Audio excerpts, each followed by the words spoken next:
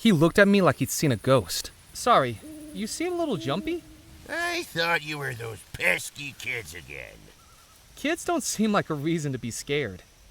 They're little terrors. I'm sure they're gonna give me a heart attack. Man, this game comes out November 5th and I'm still not ready to talk about the demo. Welcome in, Kuma crew. It is, as always, Annakuma, and I'm here today to finally talk about Foolish Mortals, a wonderful point and click I've been sitting on the demo for maybe the longest at this point, and that is about to, or might have already arrived, depending on how depression and motivation holds up in the Kuma household. It never holds up. Foolish Mortals is a game I've been genuinely excited to play for the longest time now. It feels very inspired by Curse of Monkey Island, which I'll probably mention quite often, with this lovely cartoonish, yet a slightly more realistically portioned art style, vast and beautiful backgrounds, and silly, understated humour. It is also set on an island and has voodoo, which, you know, Monkey Island. This is the game that I talk about often, even if sometimes I forget the name because I just have memory problems, and have to spend 20 minutes trying to remember it. The demo when I played it last year left such an impression on me that the puzzles in the map never left my mind. I love this demo, guys. It was one of the demos along with Locomotive that made me really want to talk about demos. Whether this series of demo reviews matter or not, or does anything, it doesn't matter. Blame this game and blame Locomotive. But why did I love it so much? Foolish Mortals demo took me roughly an hour to finish, and a lot of that is world building. We play as Murphy, this dude here. He's here to find out the mysteries of the lost treasure of Belmore Manor. We start the demo with 3 of the 5 ingredients that this guy here needs to summon the ghost of the manor to help find the treasure, yada yada, normal voodoo stuff. Now, I haven't really followed any news on this game. In fact, I'll say I follow devs on Twitter quite often, and I do, but I often find myself skimming through stuff so I don't get spoiled on anything upcoming in any game that I follow, just in case. But this demo always felt like we were kind of dropped in the middle of the first part of the story. I like to think maybe we're going to find all 5 items in the full release, but even if we don't, this portion of the game that they use for the demo is very well catered to be a tutorial. This, my friends, is where the hundreds of reviews I've written and recorded for this demo have failed. Now, do I tell you about the story of Belmore Manor, or do I just keep talking about the game? I always end up rambling because so much of this just excites me. So I will tell you about the story. The basic story you need to know is that Belmore Manor is a mystery. It was built by 3 brothers from England who had a sister. That sister fell in love with a sailor and was going to be married to him, and it was a huge scandal because they were rich and sailors aren't. Slowly, her brothers all disappeared in mysterious ways, and on her wedding day, she dumped the sailor and ended up marrying John Rackman, the first officer of her brother's trading company. Just that night, everyone in the manor disappeared. The house that night held a heart that would be broken, a victim who would be tricked, and a force that would unleash evil. But no one knows exactly who each was. If you want to find the treasure, Murphy, you'll have to find out. This is all told in a wonderfully done slideshow of beautiful scenes, and within 10 minutes of this game, you are absolutely gripped by the story. Don't worry either, if you want to relive the story and remember it, Murphy is holding onto a magazine that goes over the story as well, which I really loved. I love the detail on things like the magazine. I love that there are items in the inventory, which is a drop-down inventory, which is one of the most basic and well-implemented inventory systems you can have. From the top of the screen, easy to navigate, very well made, that you can pop up and look at fully. There is so many really lovely details in this game, and I love it. Like, look at the cursor. Look at how cool it is. As it changes to the various different icons, it turns into the various different actions you can do. Okay, I'm already rambling. I don't even know if what I just said made sense. I didn't really read the script there, or I did read the script, but I read it probably wrong.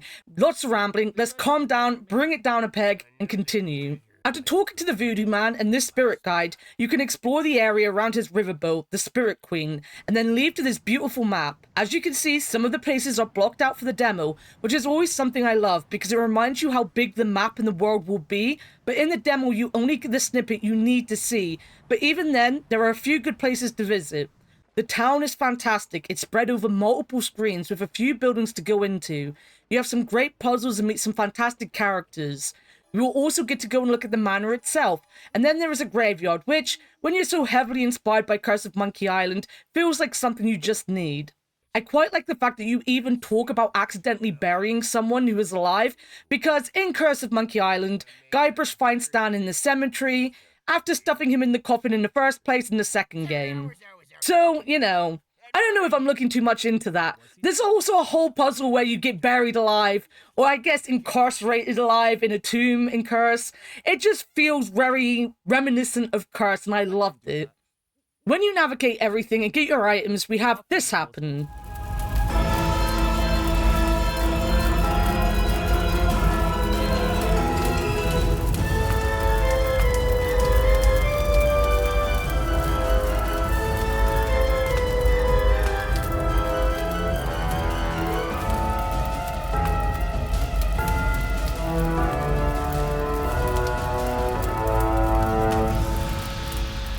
And that's demo end. Honestly, it was the story that got me so pumped about this. It is just the kind of adventure I'm super excited to play. It has the real old school charm, not even just when it comes to gaming, but Murphy legit just looks like a stretched out Bilbo Baggins.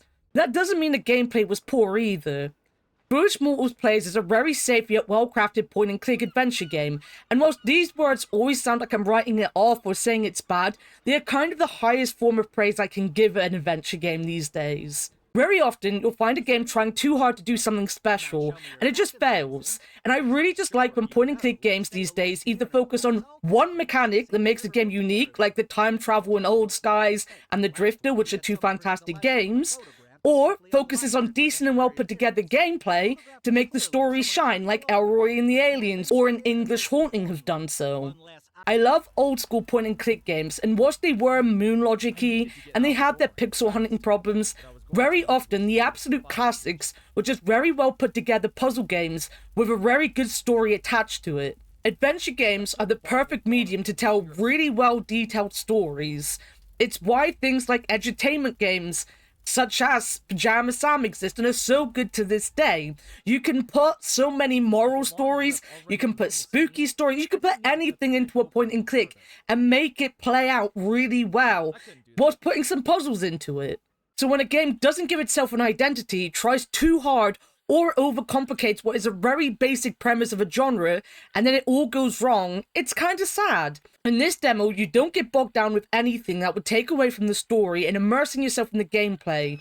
The puzzles are deep and well thought out, they have multiple steps and ask you to use logic as well as inventory-based solutions to get your answers. You have to talk to many people and take that information you get from them to really figure out what is going on. It is also important in-game to observe everything around you and to explore. It has tightly made gameplay with decent puzzle crafting, but it always is in support of world building and story progression. Which is exactly what I want from an adventure, because I am a Hobbit IRL, and I love to be forced into an adventure I never asked for, or something along those lines. As long as I have food, I'm happy. I never wear any shoes either. That isn't the point. I'm getting off topic. Foolish Mortals is probably one of the last games of 2025 I'm super hyped for, and hopefully gonna get day one and ruin my plan of finishing all the RPGs I'm currently playing before December, and just stream it, because I'm excited. I can't wait. I'm streaming this as soon as it's out, as I keep saying. I literally just said that. Why am I saying this again? I'm excited, guys. I'm very excited. You should be too, and if you are, the link to the game page will be below in the description as always. Guys, I can't talk about this game because I'm too excited to talk about the game. I'm gonna say I'm excited again. I'm very excited. But that is all I have time for today anyway. So if you would like to continue to support this bear here, then please like this video, tell me how you would like to disappear mysteriously, and subscribe. Also, follow me over on twitch.tv/Annakuma, where I will be playing this game and many more, including long RPGs like a Dragon Infinite Wealth and Persona 4 Golden. We also started 100 Line Defense, whatever it's called, because I have no clue how to end long games before December. That was difficult to say. Also, all my other socials and my Patreon are linked below, so find your favorite way to follow the bear. They'll be down there somewhere. Till next time though, thank you for watching, and bye-bye.